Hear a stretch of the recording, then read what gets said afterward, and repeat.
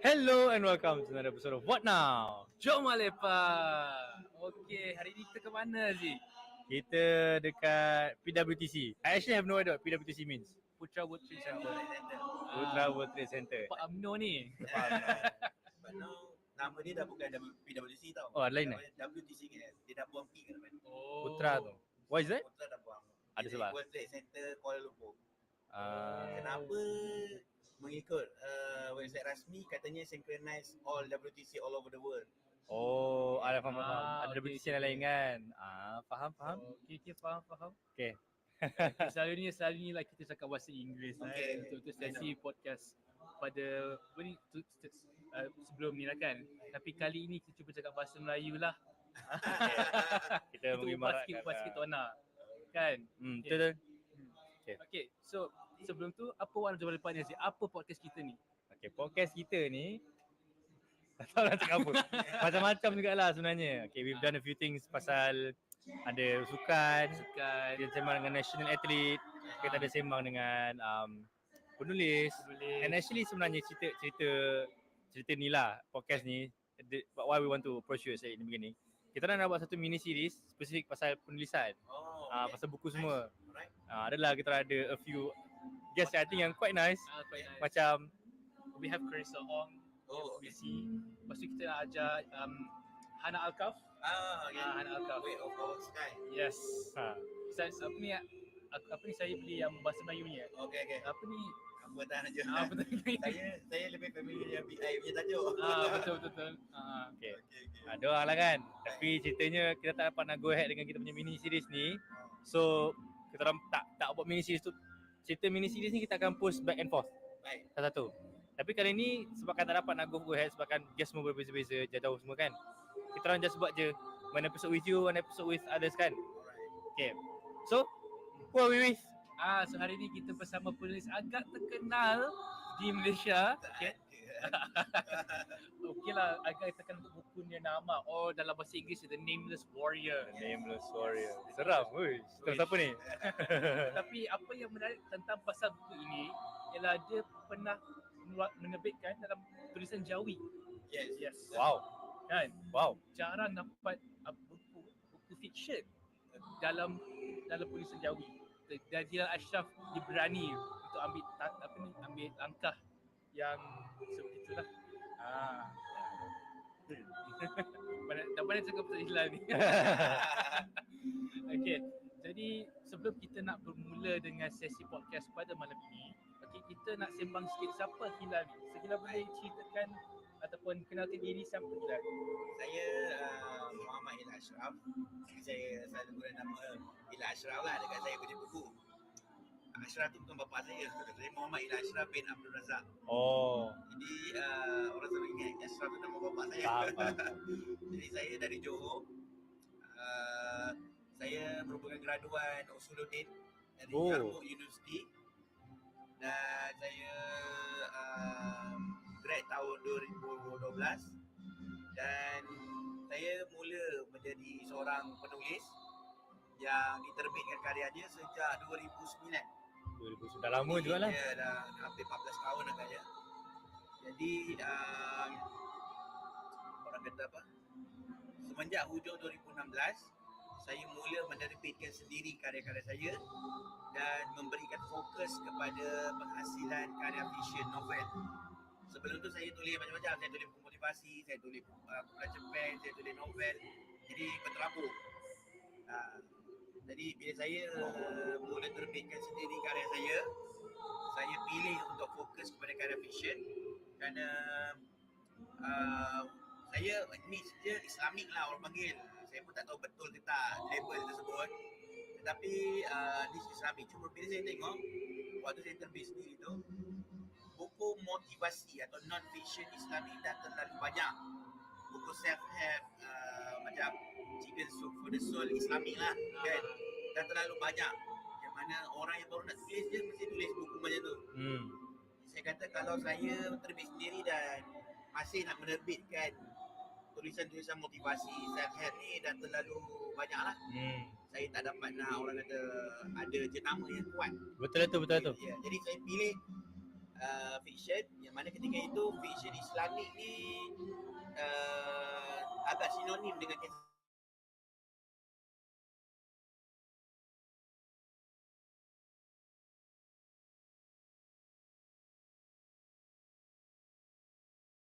Alright, that was a very interesting topic tadi tentang yang nama. I believe that's your friend, by the way, Mr. Azizal. Oh yes, yes, yes. We knew for a very long time since we were in Jordan, or before he fly to Jordan actually. Oh, Yeah. really? I see. Well, he Mm, was part of our guests, and he did a lovely job, just explaining about his book. It was very, very fun. Yeah. Have yeah. you read the book? Nirnama, I have Yeah, ini nama. both Rumi and Jawi version of that book. Oh, really? But Oh, that means you played it once it was out lah. yeah. I mean, he sent to Ireland when it was Mm-hmm. first published. I'm not sure, maybe like 2 years ago, 3 years ago. Mm-hmm. But haven't seen the what we call it, the English version of it. The English Mm, version of it. Okay. Well, I yeah, mean, but that's another episode for another day, and I hope you get to read the English version lah. inshallah. Inshallah. Okay. Okay. Assalamualaikum warahmatullahi wabarakatuh dan selamat malam. Well, for Malaysia, selamat pagi dekat ni lah, dekat Ireland. So Oh, wow. today we're beginning our, I guess, Rilepat series again. So for this Rilepat series, so we're going to start with the Ramadan special. So hari ni kita bawa Ustaz Hasrizal lagi. Well, and this is actually the third, I think fourth time you're on this podcast. I think you've become a regular already. Hopefully not more regular than some of the audience because yeah. Mm, Aduh, tapi yeah, you are one of our regular guests, and it's always fun to have you on. Have you watched Avatar: The Last Airbender, Ustaz Hasrizal? maybe I knew I watched it, but I couldn't remember what the whole content. It was a very long time ago. It was a Or long is it time a new ago. one? I don't know. Yeah. No, it's the old one. It's the old one. The animation. No, you Mm. you you give me Uncle Iroh vibes. You give the wise old man vibes. Mm. Yeah. But it's okay. I'll dive a bit later about Avatar: The Last Airbender in this series, so that the younger audience can relate more to it. But anyway, Okay. so Lepak is a series where we just lepak balik dengan guest kami lah. So antaranya is Ustaz. So this is the second time we are lepaking with him. So untuk tema tahun ni for Ramadan, I felt that what would be nice for us to talk about the Quran, and also we want to delve into this, but in a more santai dengan cara yang lebih apa ni mudah difahami lah dengan semua orang, Mm. kan? Mm. So Mm. I approached Mr. Aziza, and why not we do an episode where we talk about your favorite surah, or a surah that you've never touched before. Mm. Mm. Mm-mm. So he came out to me and and suggested Surah Al-Asr, and I'm quite surprised that, if I'm not mistaken, you already touched on Surah Al-Asr Yeah. in Yes. your ceramah. Yeah. Yeah, immediately. I think the idea at that time, because we wanted to move away from uh, the common verses that usually ustaz will comment on. Mm-hmm. Usually the verses of the Quran related to puasa itself, but the major theme in Ramadan regarding the Quran is to get ourselves more familiar with the Quran itself. So we should not limit Yeah. ourselves only to talk about ayat-ayat puasa kan. So that was when we come Mm. up with the idea of Surah Al-Asr ni. Okay. So kali ni, Hmm. I guess this is the first time. So yeah, so guys, this is pretty much his first time talking about Surah Al-Asr, and in a long time, I guess. Uh, So yeah, so you are very lucky that I convinced him to actually talk about Surah Al-Asr. Yeah.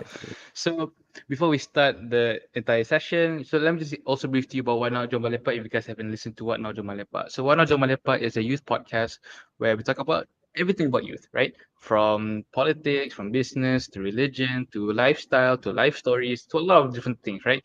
So we're like a hot pot of topics where we try to educate young people on things that matters to them and why they Mm, should matter to them, right? So right now, this is one of the projects that we're doing, which is the story night, unlocking the mm, secrets. Okay, mm, and I will do other projects as well that will be later produced by starting in May actually. So do mm. look forward to our projects because they're very impactful. They're very awesome. We have invited so many cool people. That's not a lie. That's true because you know we like to keep things fresh. We like to keep things young. I know Ustaz Shizal is not that young, but he has a young soul. Don't Uh, you? Don't you agree, Ustaz Shizal? I feel like you have a young soul, man. mm. Yeah, but I think the most important aspect of your podcast is it is one effort from youth for the youth, Yeah. which is very important because I always emphasize about the issue we have in education related to Yeah. adult chauvinism. Like adults always decided this is what children should learn. This is what good for Mm-hmm. them, and they don't empathize enough to the children and their needs. So Mm-hmm. if we want to address the youth, Mm-hmm. I would say that the best approach is for the effort to come from youth themselves, kan? So I Mm. would consider this as my way to support apa ni, you all punya perjuangan lah kiranya kan. Betul betul. I mean, siapa lagi yang nak memperjuangkan belia if it's not the belia themselves, right? Hmm. Hmm. Yeah. So apa ni? Alright. So that's pretty much about what Nojam Lepa and what this series is all about. So yeah, look forward to other episodes later, next month or maybe June. I'm not sure if we're actually going to produce another Real Lepa session for next month, but we will, uh, kick off it anyways with Ustaz Azizal. And I think what a better time to actually talk about to kick off the series is in Ramadan and talking Hmm. about Surah Al-Asr. Okay. So we've already laid out the questions for you Ustaz Azizal, tapi we want to tell you the audience. Okay, Hmm. korang ditanya Q&A lepas kita orang punya perbincangan. Okay? So after we discuss, we've reflected, and then we, educate you guys about Surah As, then we'll go into the Q&A to feed in your curiosity to be a part of our discussion, right? Okay. So feel free to give him the hardest question. I'm not sure if you're ready for that, but I hope you're ready for it, Mr. Cesar. Sure. Inshallah, inshallah. Okay, right. But before we start, you know, before we start this entire segment, all right. So let's brief. I'll just brief to you guys what we're going to talk about here. So we're going to talk. We have three segments, which is segment 1, 2, and 3.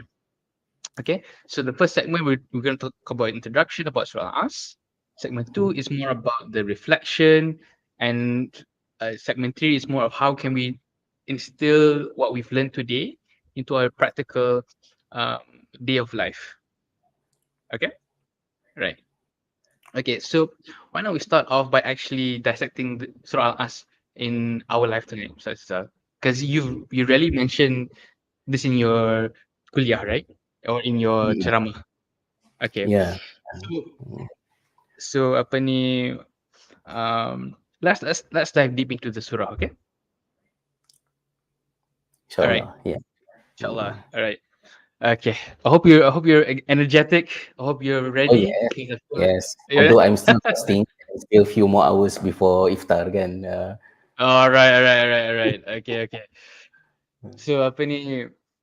All right, let's start with the segment. Okay, so let's dive deep into Surah Al-As. Okay, so we all know that Surah Al-As is a very short surah. Okay, kalau kita buka Quran and Wal-As, let me just refer back to the ayat. But it's a very short surah. It's a very short surah, right? Mm, And it's 3 ayat long, but it touches a lot about morality, time, the reality of human beings.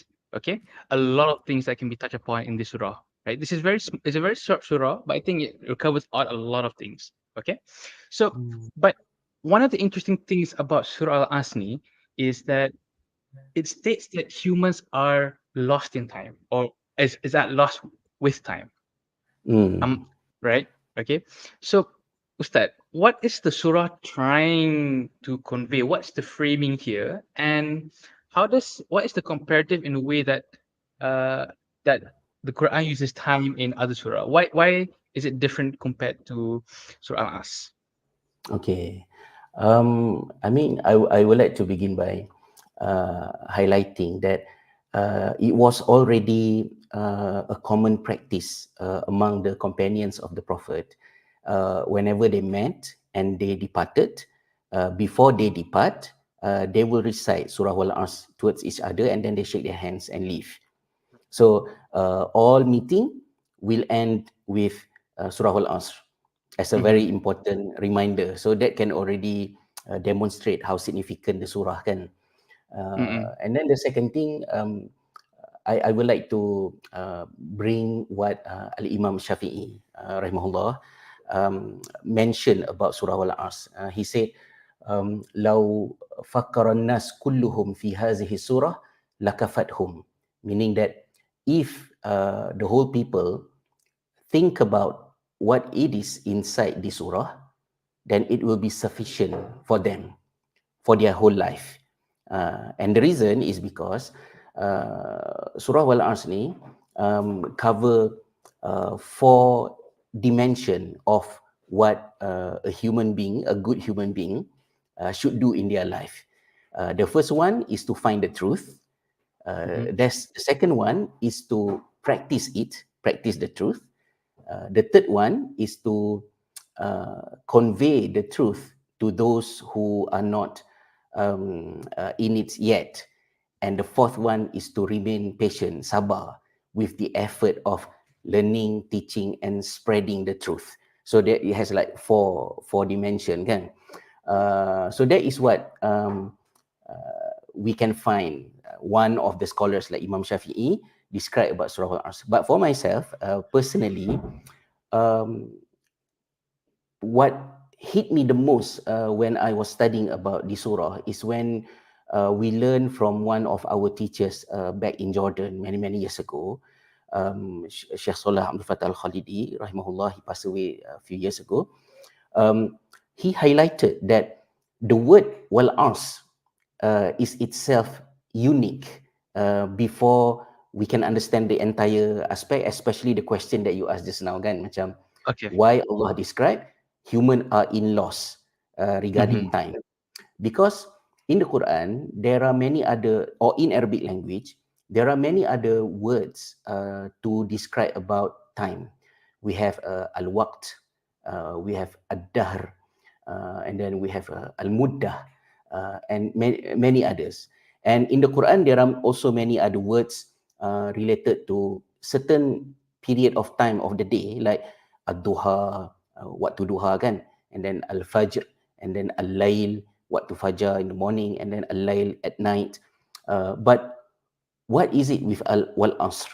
So Mm-hmm. the word wal-asr, as Sheikh Salah Abdul Fatah already mentioned in his book, the word asara can be understood in Arabic language is squeezing something until you get the essence.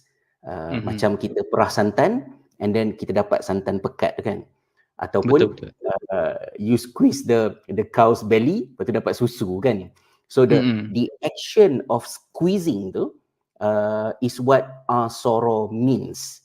So for example in Arabic, if you want to drink mango juice, very famous, you go to Egypt, you Mm-hmm. go to Jordan contohnya, you will ask for asir, which means Mm-hmm. juice, fruit juice.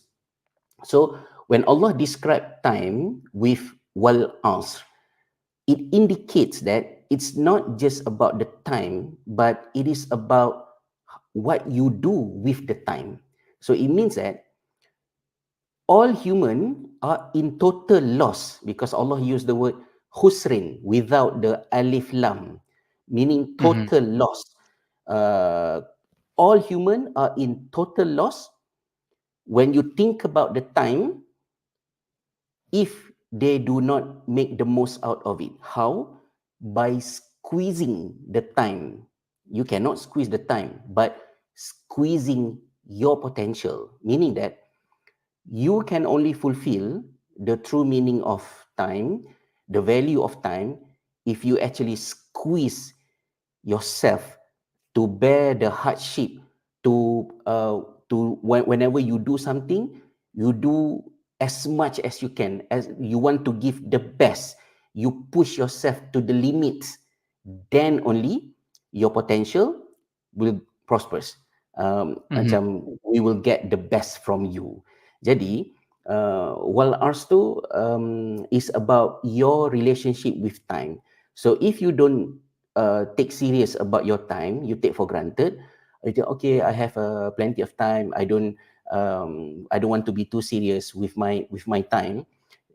Or if it's something too hard, then you will run away. Contohnya macam, oh no, physics is so difficult. I don't want to even try. You know, I just go with biology and chemistry enough, or Mhm. even just biology.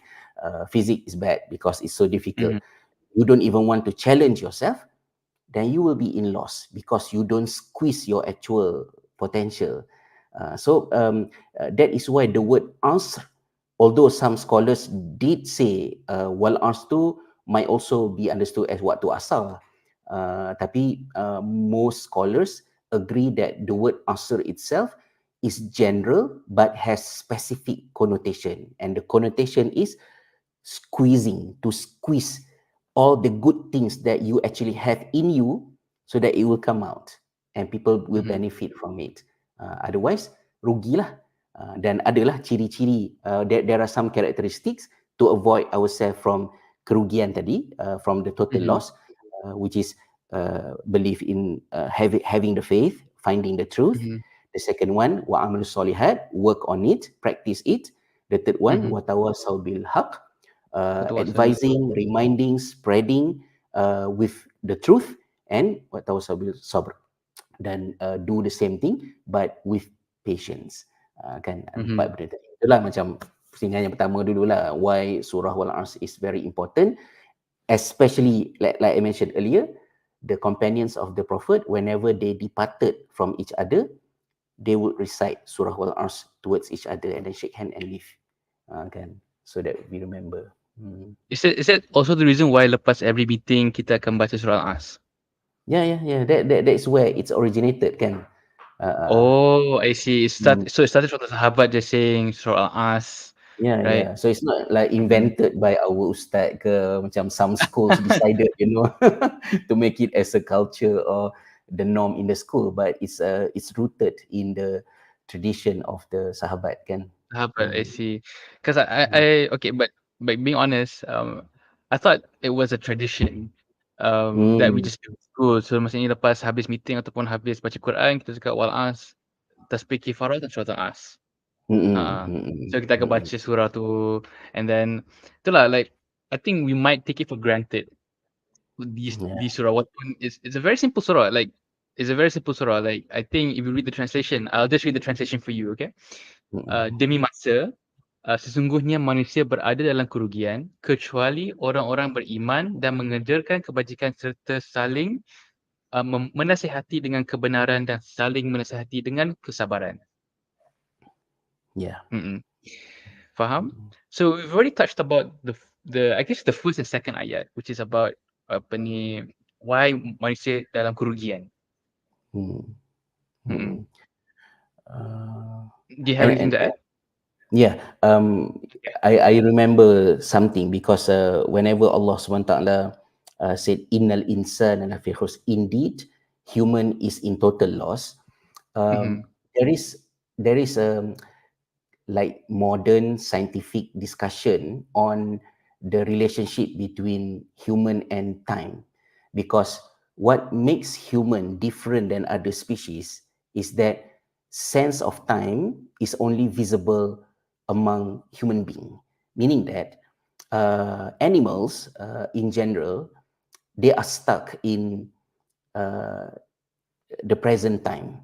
uh, Mhm. there was some discussion among scientists lah. I'm not the orang kata the expert in it, Tapi what I can understand is animals, they don't have sense of time in terms of to move forward and backward. For example, they were thinking about something or planning something, thinking about the time. Animals do not have that ability. The only species that can actually make sense of time so that the species can plan, do something about it is only human. So it's not only akal that makes ourselves different than haiwan, but Mhm. also our relationship with time. So it means that if we waste our time, we don't care about time, we don't really think about planning something, macam go with the flow, you know. I will make sure if I have something to eat today, then it's fine. I don't want to think about tomorrow. Uh, then you miss the major characteristic of a human being, because Allah gives you the ability to organize, to execute a plan. We call it as an executive function, because it's only us who can actually do it. So kalau kita tak buat benda tu, dia dah jadi macam binatang lah. So we became like animals. Kan? Mhm. Animals live based on the present. What are they going to eat today? What are they going to do today? Who is their boyfriend ke girlfriend today? And tomorrow, don't think about tomorrow. Not don't think about tomorrow. They don't even have the consciousness to think about tomorrow. So don't live like animal. We as human, we have the ability to manage time. Kan? Hmm. Mhm. Faham. Tapi rasa kalau like okay, this is actually um I guess a crisis we can say, we put it this way, right? Hmm. Sebab sekarang ni we have social media, kita pun ada apa ni our I guess you can say digital life. Hmm. Okay, Mm-mm. we have a digital life, dan in some way kita orang punya kehidupan ni agak fragmented. Hmm. Mm. Agak fragmented. So maksudnya kita ada kehidupan dalam maya, lepas tu kita ada kehidupan dalam the real physical world. Yeah. Do you think Hmm. in some way that bila kita hidup dalam era macam ni, it Hmm. the essence of time loses its value? Hmm. Hmm. Um, I would say definitely yes, but the yes is based on experience, because I haven't actually really studied about that. Kan, macam if you make some comparison, but at my age, I'm approaching 50 years old next year, Mhm. insyaAllah. Kan, um, Alright. I had the opportunity to live long enough before the arrival of the internet and social media. So when I was at your age, internet was not there yet. Um, so when I was a student in Jordan, Mhm. if I look back at how life was back then, Mhm. it was a bit, it was not a bit, very quiet in a good Mhm. way, Mhm. peaceful, because Peaceful. we always need to like ask ourselves, um, what should I do? Macam, what do I need to do, so that I have something to do, which is a very good thing, because you will have the ability to pause for a while and check, are you in the middle of something? Is the thing that you are doing at the moment useful or not? And Mhm. if not, what you should do. So I think back in early 1990s, tak naklah bunyi macam nerd sangat kan, tapi macam uh, we spend a lot of time reading books, and Mhm. it was enjoyable, at least among ourselves as students dekat Jordan lah. Dah datang ke Jordan tu sebab nak belajar kan. So it was quite easy to focus, but that time there was some hardship in terms of communication. For example, if I want to hear my mom's voice, I cannot easily just like pick up phone, ada WhatsApp ke apa. I need to make a phone call, and I still remember some of us travel from Jordan to Syria, to Damascus, to Damascus, just to make a phone call, because it was much cheaper to call Malaysia from Syria. But when we were in Jordan, like 15 minutes, 10 minutes conversation with family in Malaysia that will cost you like 100 US dollar kan. So that was the hardship we had. Tapi bila dah ada internet, jadi senang lah. Tapi walaupun senang, the challenge that we have nowadays, as you mentioned just now, it became very noisy. Lots of distraction, and we started to say, macam cepatnya masa berlalu kan. Selalu orang cakap kan, cepat betul masa berlalu. Now it's already March, end of approaching April. New Year was just like yesterday kan. But if you look back, actually Allah SWT gave us sama je every month, 30 days, just like predecessors kan. Why we felt that time move so fast? I think one of the reason is because of what you mentioned just now. It's very noisy. It's very distracting. And there was a book I put somewhere in my note. Noise, a Flaw in Human Judgment by Daniel Kahneman, if I pronounce his name right. Kan, A Flaw in Human Judgment. Not just noisy, but noisy that makes it hard for people to think properly. Because it's you got distracted a lot of things, and it is very different than how our previous generation used to live. I take one of the extreme example lah, contohnya macam Imam At-Tabari. So Imam At-Tabari was one of the scholars that wrote hundreds and thousands of books. So he passed away when he was 86 years old. Assuming that he reached his age of adolescent puberty when he was 14 years old. So he had 72 years active being a writer, authoring books, because he mentioned that every day since the day he hit puberty, he wrote 14 pages every single day. So 72 years times 14 pages, we get like more than 300,000 pages. Not just pages, but one page of his writing. For example, saya macam student syariah kan, if I want to refer something from his tafsir or from his book of history, sometimes it took me like half day or one day to fully understand one page of what he wrote. And he wrote more than 300,000 pages. What was he living in a different planet? Mustari ke dekat bumi juga kan? Tapi why he managed to do so much with his time compare dengan sekarang? Jadi it is very, very fortunate if younger generation like you can actually admit that this era is very challenging. I have to mention like that because for myself, I already passed the age of starting doing something. Macam I should be in the middle of something kan. Tapi for yourself, for your generation, you are about to embark into adulthood life, kerja, mungkin nak habis belajar very soon insyaAllah. And then this noisy thing which makes very difficult for us to concentrate on something, focusing on something, and even clouded. Yeah, our mind is clouded to make a good judgment. It is actually fragmented and patchy here and there. And for those who actually take the challenge, I think you will be someone against like the mainstream if you actually think deeply and seriously about how you use your time. Kan masa umur sekarang ni macam tu lah. I see. I mean, I can relate in a way that the noise is happening, you know, like sebab every day I'm always on my phone, right? So a lot of things are happening at once and it's so noisy. Like not in a literal sense, in a figurative sense. What I mean by noisy here is that when I open Instagram, a lot of news are coming in, right? Not just, you know, from dalam negara, dalam luar negara, and then apa ni, for my interest.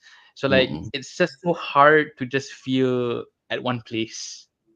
And sometimes it feels hard to breathe in some ways. Sebab apa? Sebab macam I feel like I cannot appreciate life at its fullest because we're moving too fast. Hmm. Exactly. Mm-mm. Yeah. Mm-mm. Yeah. So itulah, I think that's the reality that we're living in the sense that we're moving at a fast pace rate. Yeah. Yeah. Mm-mm. Mm-mm. I can totally relate to you that Ustaz, because I myself was also facing the same thing as well. lagi takut lah macam even for myself lah kan, of course, bila Yeah. kita tengok dalam satu ayat Quran kan, macam I put in my notes Allah, I'm not a hafiz, I memorize some verses from the Quran tapi bukan hafiz lah, so I have to make some notes kan. Apa ni, ada Allah SWT mention in the Quran about the attitude of those who do not believe in Allah. So one of the thing is they were asking from Allah to send them back to life because they want to do something different, not the one that they did when they were alive. And then Allah scolded them by saying, didn't we Mm-mm. give you enough time for you to do good things?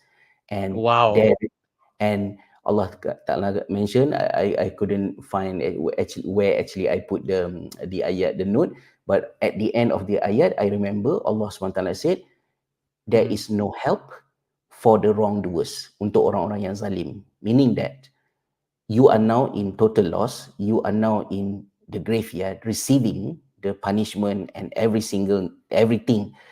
This is all because you adalah orang-orang yang zalim. So you are not being wrong, you are not being oppressed by anyone else, it is your choice. So you are apa ni, macam getting back what you did back then. And even dalam surah Sejadah pun Allah SWT ada mention kan, apa ni, Masya Allah, kalau bulan Ramadan kan, kepala ni susah sikit nak ingat. Dia ada kaitan lah dengan ADHD tu, blame dia ADHD kan. Tapi Allah SWT ada sebut Right, right. dalam surah As-Sajdah, nakisu ru'usihim inda rabbihim, and then they said Rabbana absarna wa sami'na farji'na na'mal solihan inna muqinun. Don't you see the people, the apa ni, the sinners, when they stand before Allah SWT, they stood up before Allah SWT, they look down because they were so scared of Allah SWT, and then they said Rabbana absarna wa sami'na farji'na na'mal salihan inna muqinun. Oh Allah, today we see and we hear the truth, please send us back to life. Now we are believers. That is what they said. You know, they were so regret and they asked Allah SWT to send them back to life because when they stood up before Allah SWT, now they realize what they miss dalam hidup ni apa semualah. Jadi macam Mm-mm. ayat-ayat tu ialah ayat-ayat yang macam mengingatkan kepada kita lah. Macam Sayyidina Ali ada sebut, An-nas nawamun or naimun idza matu istaiqazu au kama qala. Maksud dia, the people are all the people are sleeping. When they Mm-hmm. die, they wake up. Kan? Macam we are all sleeping. Only until when we die, we wake up from that long sleep. Kata Sayyidina Ali kan. Jadi untunglah orang-orang yang tak tunggu mati dah bangun kan, macam Yeah. do not waste our You know, time. in some aspect that surah already talks about morality in that sense, kan? Yeah. Apa ni? In some way we're always, I guess in some way we're always one step away, or in some way walking towards death. Yeah. Yeah, and in s- and we don't really have an excuse if we do not use our time in a good way. I mean, Yeah. what you said just now Mhm. is almost exactly what Abdullah bin Mas'ud radhiyallahu anhu once said. He said, Oh, really? he Okay. said, there is nothing that I regret every day in my life more than the fact that the sun sets and one day of my life passed already, and I am one day closer to the end of time. That is what he said. So every day he felt macam, one day dah habis kan, and then the Yeah, next yeah. day one day dah habis, sampai salah seorang tabi'in, Amir bin uh, Abdul Qais, if I got it right, Mm. uh, he was walking, if I got it right, and then someone stopped him and said, speak to me, I want to have some discussion with you. And then Amir said, um, please hold the sun so it will stop moving. Meaning that, okay, I will spend some time to talk with you, but please stop the sun from moving, so that I won't miss anything. Just to highlight macam, time is very precious and important, that if the thing that you want to discuss with me is not important, please don't do that. I don't want to waste my time. If you want to chat with me, something yang tak substantial ke apa ke, okay, I can do it, but please do something to stop the sun from moving, kan? Right, Because of right, right, right. their weariness of the time that is moving so fast and it won't come back. 1 second before, 1 second that passed is so much far away than 1,000 day that is approaching us, because that is Mm-hmm. something that we cannot get anymore, kan? Yeah. Actually, before we move on to a few other questions, and then we'll just Hmm. move on to the Q&A. I just want to touch upon about that about the morality aspect of this surah, because Hmm. I've been thinking about this ever since my birthday. um, Okay. yeah, so my birthday was on the 4th of February. And to the build up of my birthday too, I've been listening to My Chemical Romance, the album, The Black Parade. Hmm. So about the album. So I think the younger audience, maybe those who were born in the 2000s boleh relate lah ataupun who was born in that, or who were living in the area, sebab macam that song was released in 2006. So it resonates to Hmm. a lot of those people who were born with it and also who were living in that era. Hmm. So Hmm. the concept of the Black Parade, the story itself, the album itself talks about a dying young cancer patient who is about to die and is moved up into this world of lost souls. Okay. Okay. Hmm. And then he encounters a parader or death lah. And in a sense, death mocks his life in a way that, you spend your time, you've quoting back on his life, you've said that life is a joke. Why are you not laughing now? Okay. Yeah. So Okay. the story revolves around, the patient trying to um trying to live, trying to hold on to life as much as it can, but also in Mm-mm. the same time trying to, reflect back on what his life was. So the Mm. patient's life wasn't as, as good or as meaningful as it is lah, right? He would go to partying, and then he would go to and even on his deathbed, his girlfriend would just leave him there. Nobody is there to see him on his final, on his final days. So he reflected back, and saying, how why did I not use my time um in the best way possible? Mm.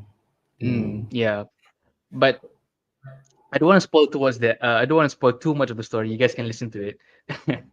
But the story it ends in, but it ends in a way that the patient itself redeems himself by accepting his death and Mm. holding, and the patient and the parader or death holds a black parade for him to commemorate or for his final redemption.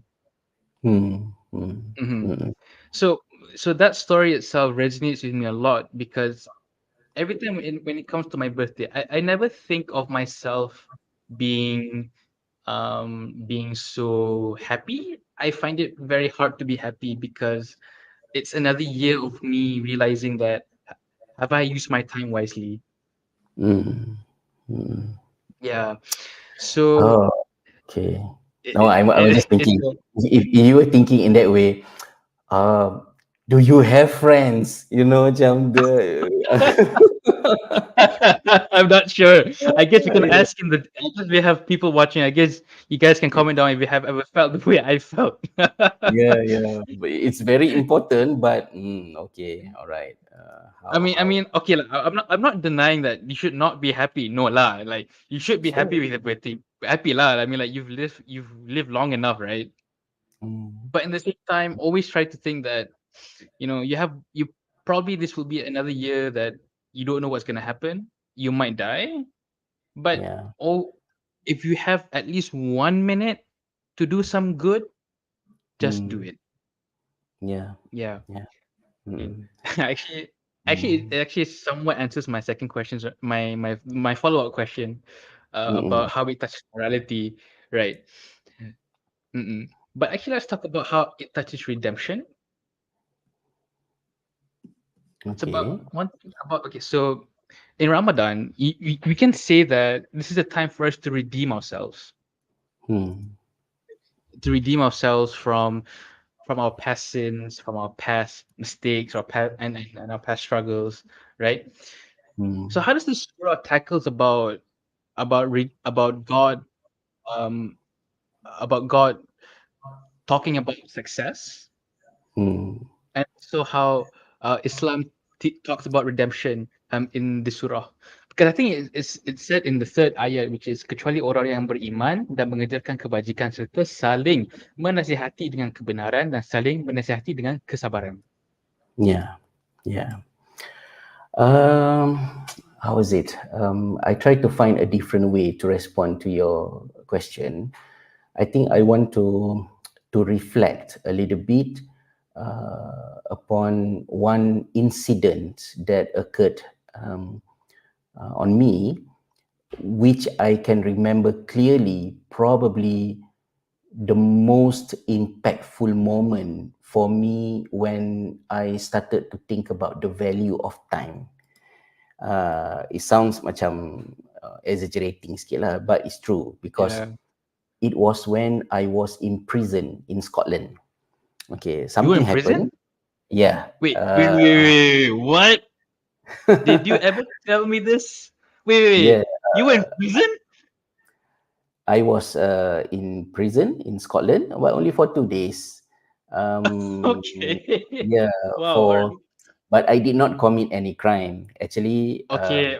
yeah, I was in Belfast, and then the mosque asked some help from me, and then I I'm supposed to leave Belfast and fly to Jordan to attend my final Quran memorization assessment exam. But then I missed the flight. Not miss the flight macam mana, tapi macam full. Even waiting list was not possible. So I have to wait for the next flight, and the next flight is 1 day after the end of my visa permission to be in the country.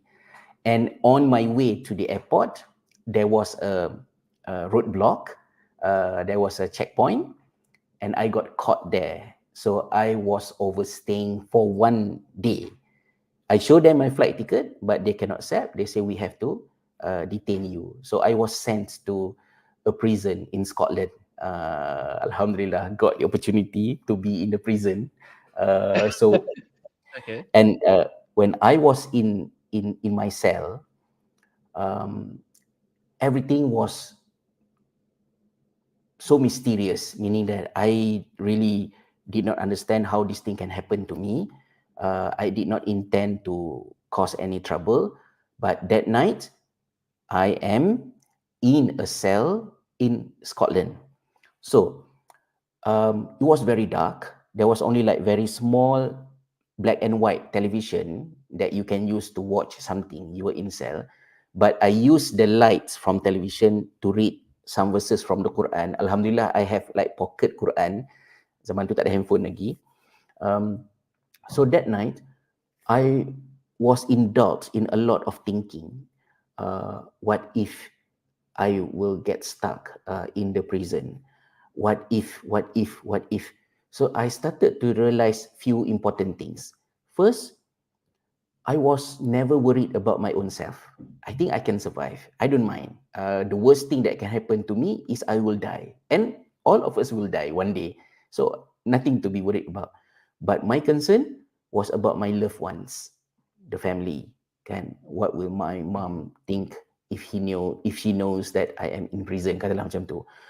The second thing that I realized the most is the time, because it was the longest night ever in my life. You know, I read the Quran and then I try to pray and then I try to sleep for a while. I woke up and that's only like one hour, and then another hour to reach the time for me to semayang subuh tu in the morning. And I think about like 7 a.m. they will open the cell.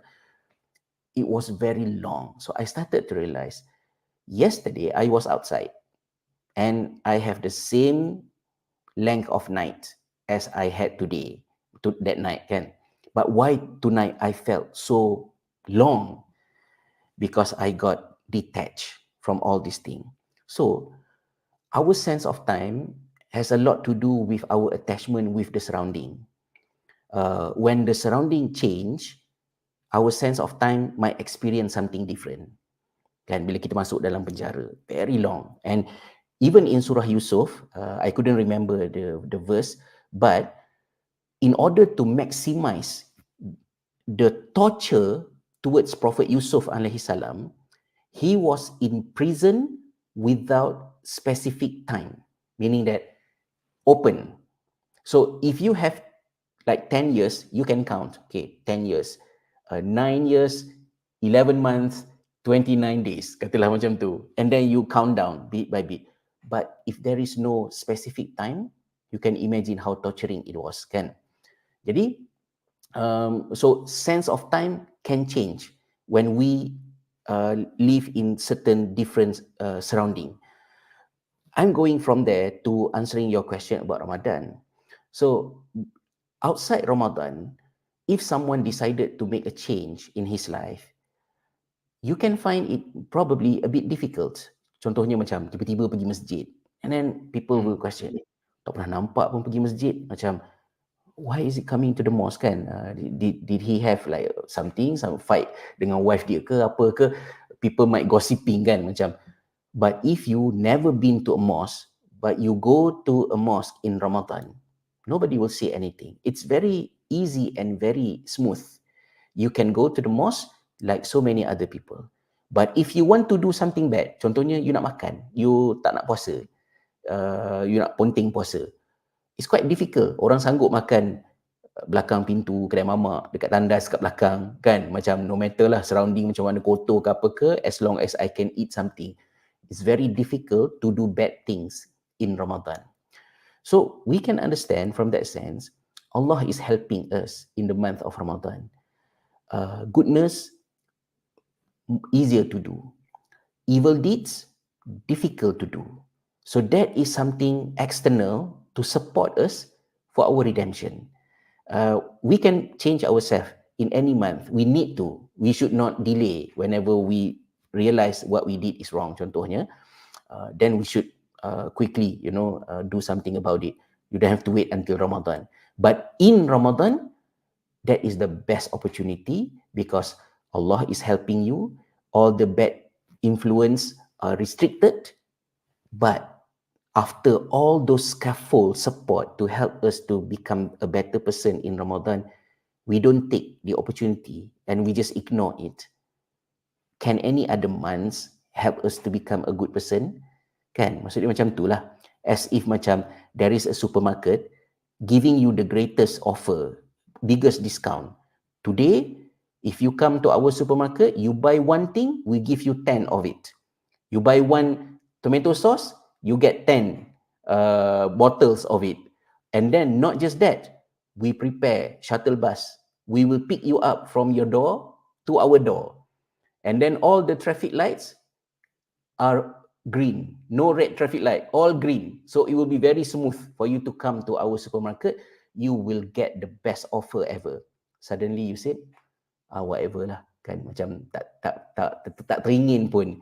Meaning that you have no interest at all with whatever is in the supermarket. So if Ramadan arrive, giving us the opportunity to make ourselves a better person, and we just don't care about Ramadan, as if like we are telling whatever Allah is preparing us kat syurga ke, apa-apa ke, dalam kubur tu ada azab ke, ada nikmat ke, we don't care. It has no value. So that is why the Prophet SAW warned us, whoever see Ramadan, whoever experience Ramadan, but Allah SWT does not forgive him, then he will be in the hellfire. Because there's no other easier, better, and well-supported opportunity to become a good person other than Ramadan. Kan? So that is why it's very important to take note on the arrival of Ramadan ni. Itulah, we have another 2 more weeks. Nak habis Ramadan. Yeah. Yeah. True. Tapi I understand that, okay, like, you know, when you mention about it, it does make me feel like, have I used my Ramadan well enough to become a good person? Yeah. It is overwhelming in the sense that, you know, sometimes kita dah pernah buat banyak salah dalam hidup, dalam kehidupan kita, and then like redeeming yourself is quite difficult if you have a lot of overwhelming thoughts lah. Yeah. And I guess you've experienced ADHD before. I mean, not ADHD, but you have been diagnosed with ADHD. Yeah. And I understand how hard it is for you to redeem yourself for the things that you've done before, right? Yeah. Yeah. So I know not all of the audience here who's listening are the ADHD, but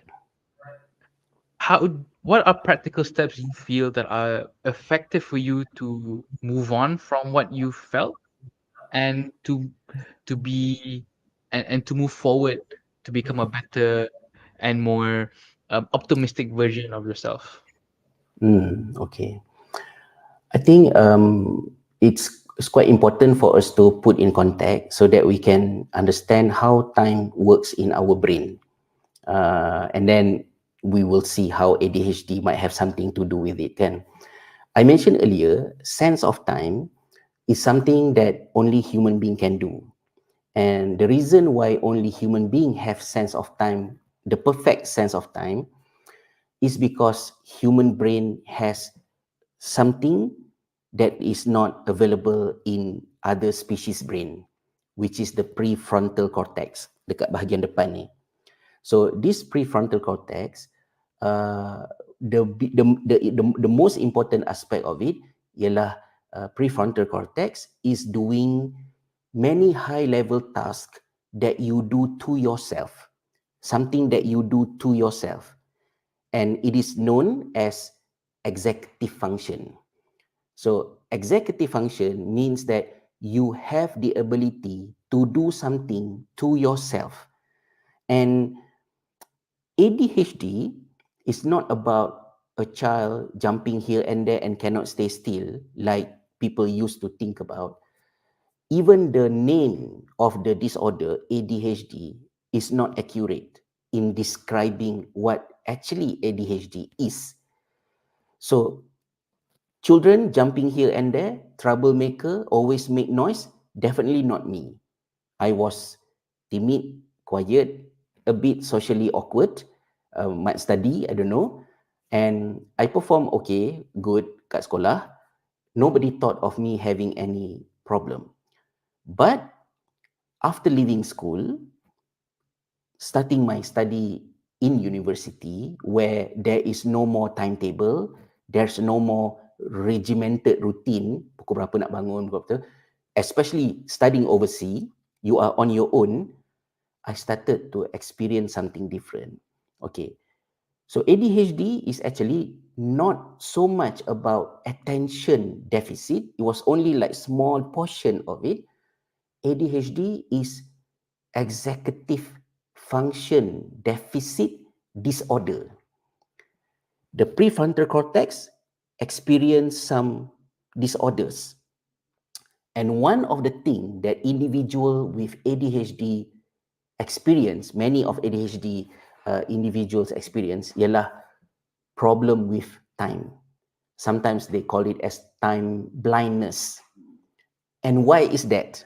Okay, harapnya tak panjang sangat lah kan. Macam it's always exciting to talk about ADHD, tapi I try to make it short and precise. The way our brain works, the way our brain works with time is, let's say you tell me, our podcast tonight will be 1 hour.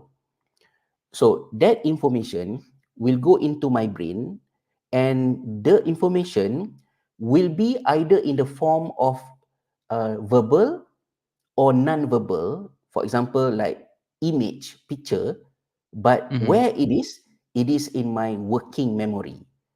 So executive function in normal brain will have the ability to maintain that image in the working memory long enough so that you will remember and not forget. So you are okay, 1 hour, meaning that now we should stop, katalah macam tu. Individual with ADHD had some difficulties in that area. Lack of dopamine, lack of something, lack of this and that, which make the information difficult for you to retain it in the mind.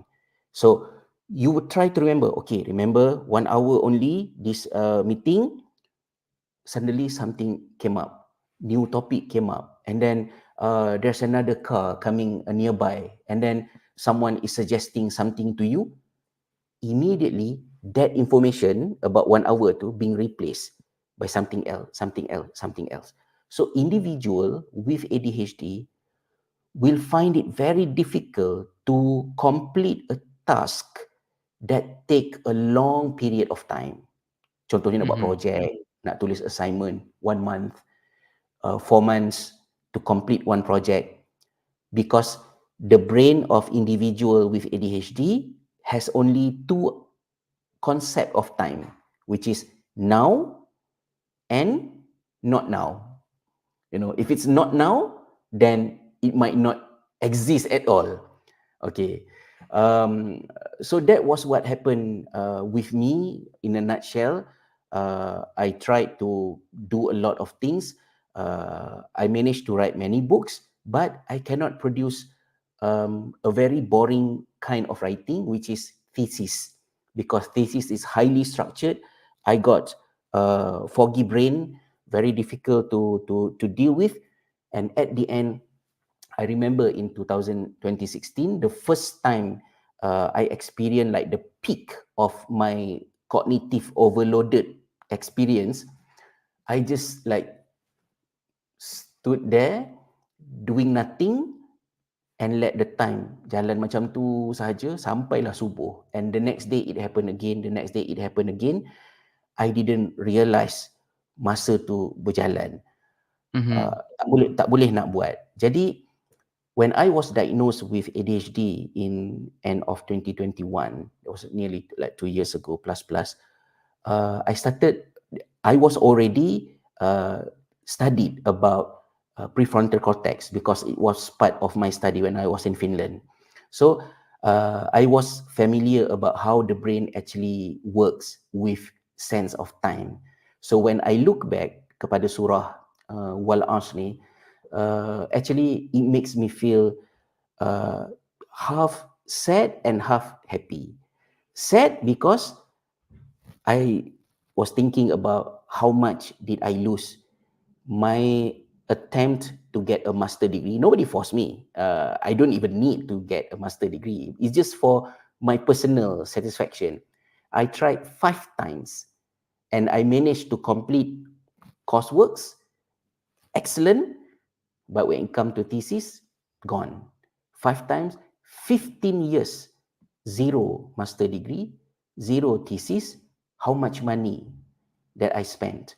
How many years gone without me focusing on something that I might get more. Contohnya macam, tak payahlah fikir master, fokus on kerja. Mungkin dah kaya raya contohnya. Ni dah sampai tua miskin kan sebab duk belajar tapi tak berjaya dapat.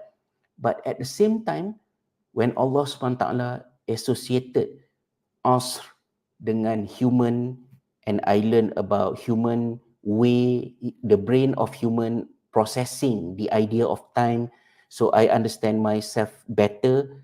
I think now I look into Surah Al-Asr as a kind of it heals me rather than punishing me, because um, it is very clear in Surah Al-Asr, Allah SWT started or apa ni macam summon the time wal asr, dan asr means you squeeze as many potential you have in you, as many good qualities you have in you, so that people will benefit from yourself. So I remember in 2018, I told myself, because I already seen I will most likely going to fail again this master's degree because something happened in 2018.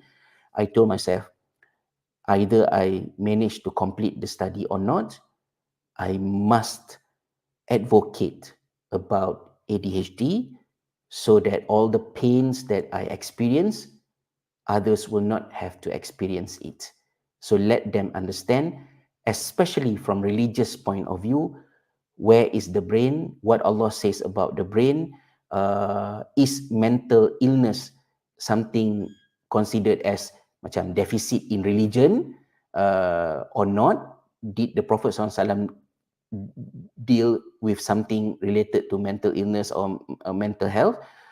I explored those things. So whatever I understood, whatever I managed to come across to learn, I just share with people. So it's now I'm in the process of accepting it's okay not to have a master degree as long as I am committed to squeezing all the potential I have. So the good news or bad news, I don't know. I am now 49 years old. After receiving my diagnosis 2 years ago, now is the first time I am going back to college to study again. So I am now studying in Trinity College Dublin for a course, and I can sense the difference after diagnosis, dah ada medication semua kan, macam much smooth.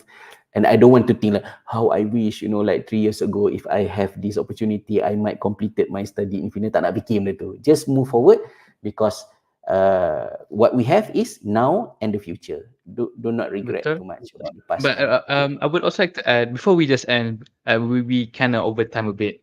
I mean, I guess it's a yeah, just like you said, ADHD overtime skit. Tapi tak apa. Tapi your story was very interesting. But I would also like to point out that I think uh, I think most of you realize that Haziq isn't here, but I would like to just add on what he said to me. I think the last time we did a live with you, and I want to bring it back up again, just so it complements what you just said. Um, Allah doesn't Allah itself Allah doesn't uh, burden one's soul, but He doesn't but He always appreciates those who are trying, Yeah. who are trying to become better, who are trying to redeem themselves, who are trying to get over things that are completely bad, right? And I think this is from a hadith. If do correct me if I'm wrong, but Yeah. God appreciates consistency over big changes, small Mm. consistency over big changes, right? Yeah. So to relate back to what you just said just now, and to make it more practical for people to, make use of themselves with their time, is that God, in the 99 names of Allah, God is the all forgiving, right? Mm. All Allah is all forgiving. Um, but of course there are some conditions that you have to for Him to forgive you lah. Mm. Yes, Yeah. there are some one of them is you berniat untuk tak buat lagi, you bertaubat, you Yeah. berusaha, then he accepts your forgiveness. And honestly, he really wants your forgiveness. Like he really wants to forgive people, right? That's Mm. how mercy Allah is. right? So to those who are like struggling out there with I guess time, I guess with yourself, or even that feeling of frustration, always note that Allah Subhanahu wa Taala is always there watching, always there waiting for your prayers, waiting for your du'as to to be heard and to be accepted. Hmm. Um, Kalau dia sampai ke tak, apa ni, whether it's sampai now or then, that's a different story.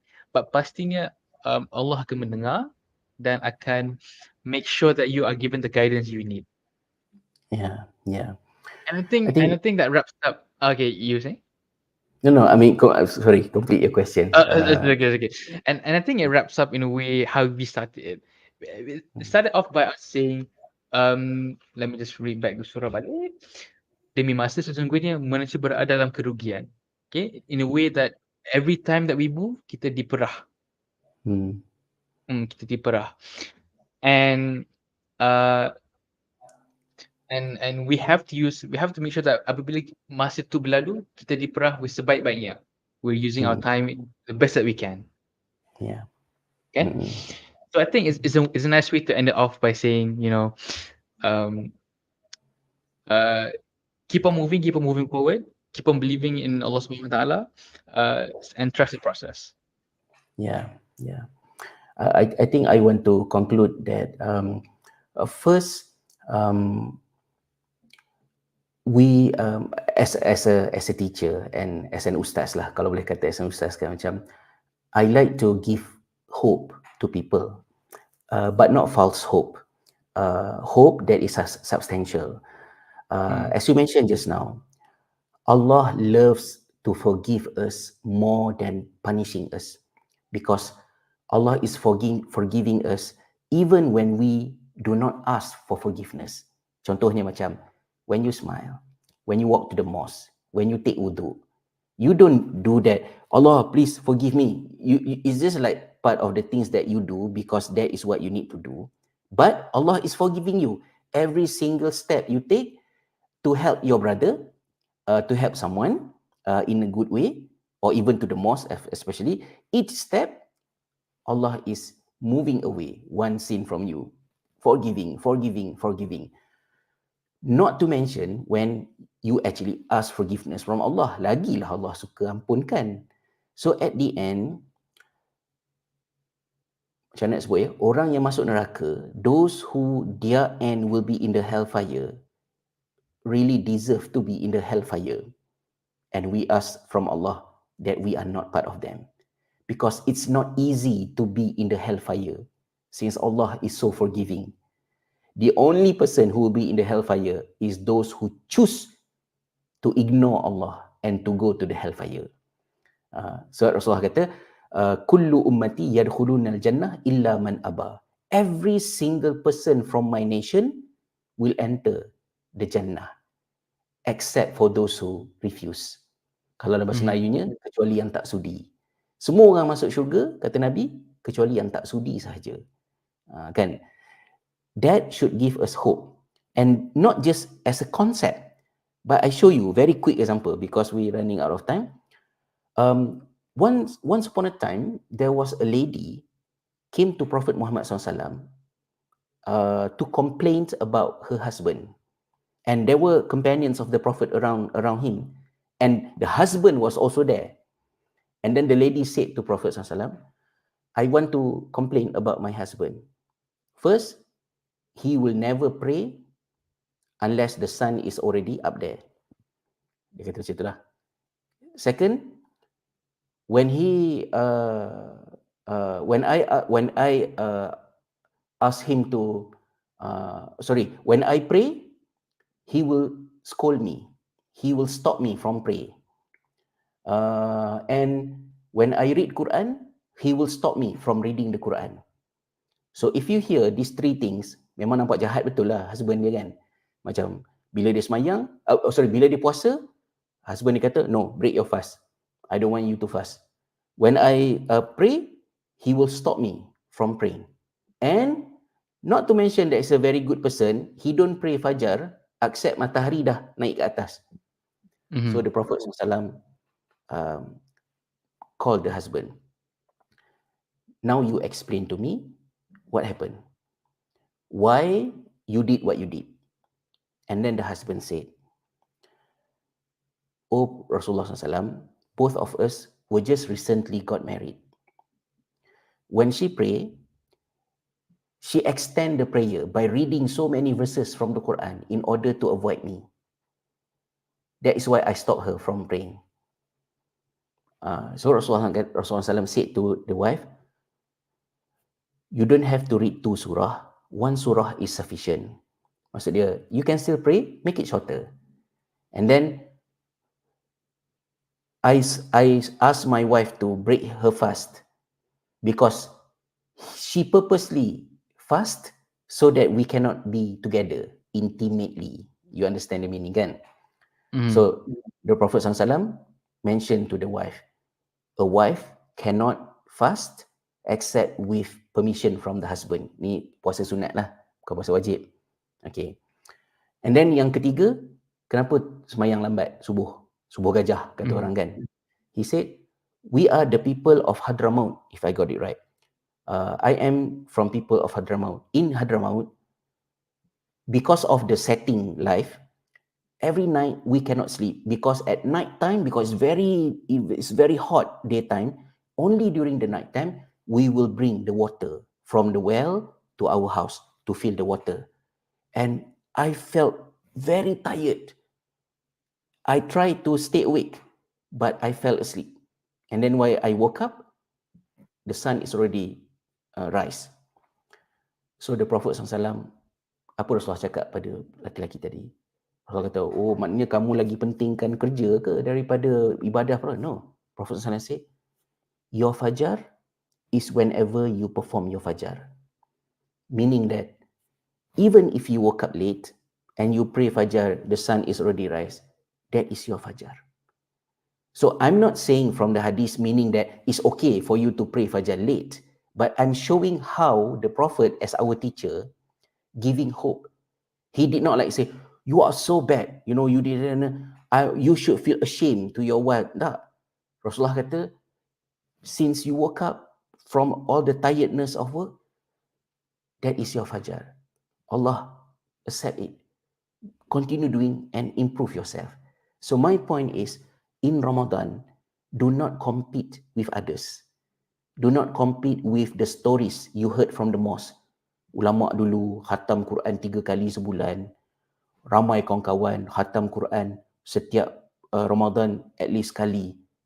You baru nak start baca Quran. It's already like 13th of Ramadan or 12th of Ramadan. We are 1 day ahead from you in Ireland. You compete, we compete with ourselves.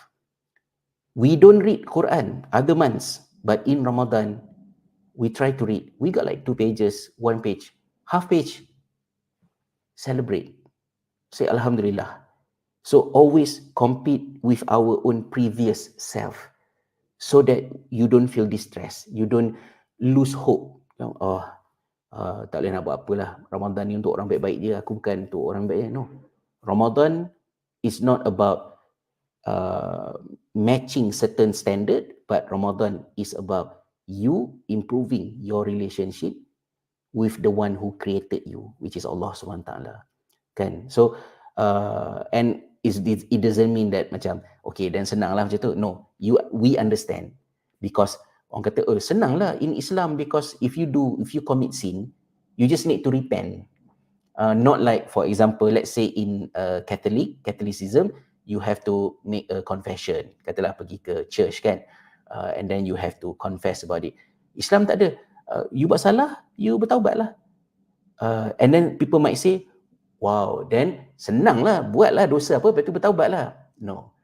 Actually, the most difficult version of taubat is in Islam, because you cannot repent to Allah until you genuinely regret what you did and you sincerely asking forgiveness from Allah, and no one else can help you with that except yourself.